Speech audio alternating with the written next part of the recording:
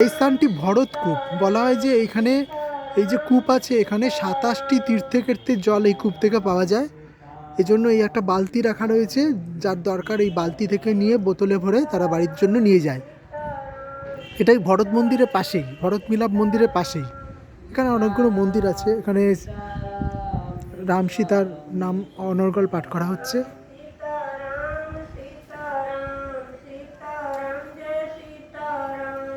Sitaram